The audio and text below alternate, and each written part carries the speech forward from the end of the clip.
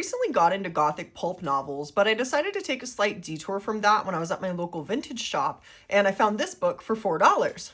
Lost on Venus, a sci-fi pulp novel, which back in its day apparently only cost 40 cents. So this particular book was interesting to me because it says on the inside that it was originally published in 1933 inside of a magazine.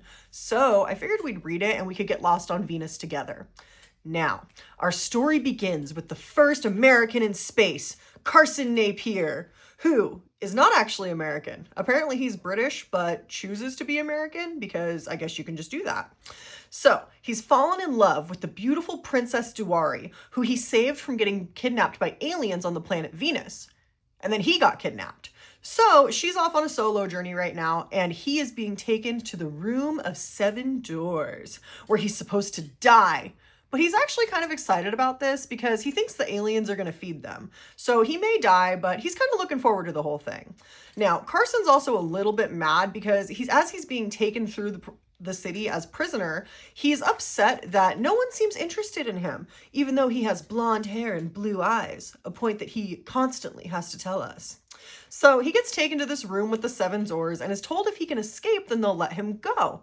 But these aliens are pretty creative. So one door leads to life and the other 6 lead to various ways of dying, including fire, animals munching on you, acid, anything you could name.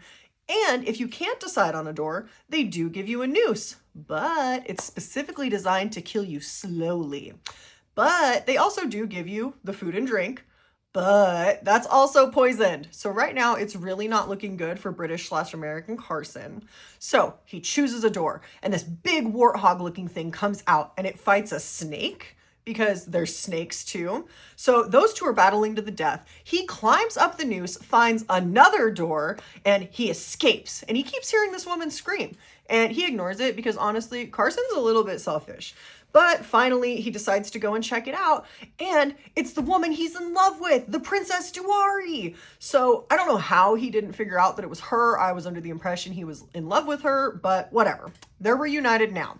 So they escape into the forest, and I'm gonna be for real with you guys. Venus kind of sounds like it sucks. It's beautiful, but there's no sunlight, and they get snatched up by these cannibals who try to grill them, and they get saved from being barbecued because another warthog shows up and messes everything up. And now we're lost again. So will Duari and Carson make it out alive? Will we stay lost on Venus? You'll just have to wait and see.